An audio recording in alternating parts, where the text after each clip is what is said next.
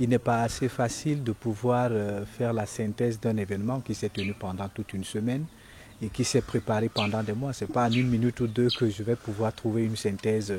Bon, mais ce que je peux dire d'emblée, c'est que déjà, Nganbok 2 s'est tenu dans un contexte particulièrement houleux, en ce sens que l'Afrique vit ses heures de tumulte depuis le mois de janvier et qu'au Cameroun, déjà, on se prépare à passer les élections. Alors, ce qui fait en sorte qu'au niveau des populations même, la mentalité n'est plus la même que lors des jours ordinaires.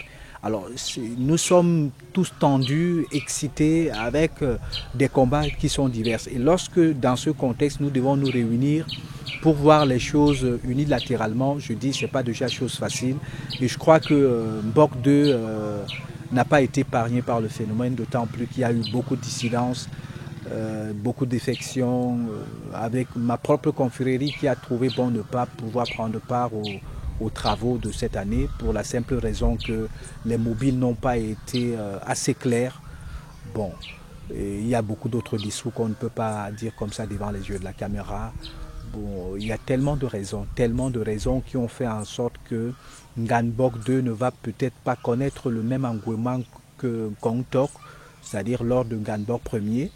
Cependant, il y a quand même le groupuscule qui a été en place, a essayé quand même de travailler, de respecter son programme, de continuer le combat.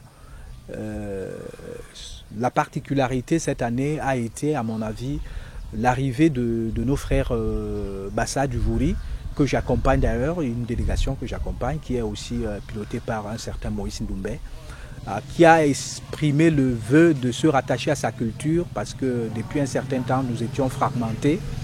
Ils ont pensé le temps arrivé pour qu'ils reviennent à la source, apprendre les choses qui leur font défaut et que tout le monde sache que nous ne formons qu'un seul peuple, le peuple Bassa. Alors c'est ça la particularité de Nganbok 2 cette année, c'est la présence de la communauté de Vouri. C'est vrai qu'ils avaient déjà été là l'année dernière, mais la représentation n'avait pas été aussi forte que cette année où ils sont vraiment... ils prennent activement part aux travaux.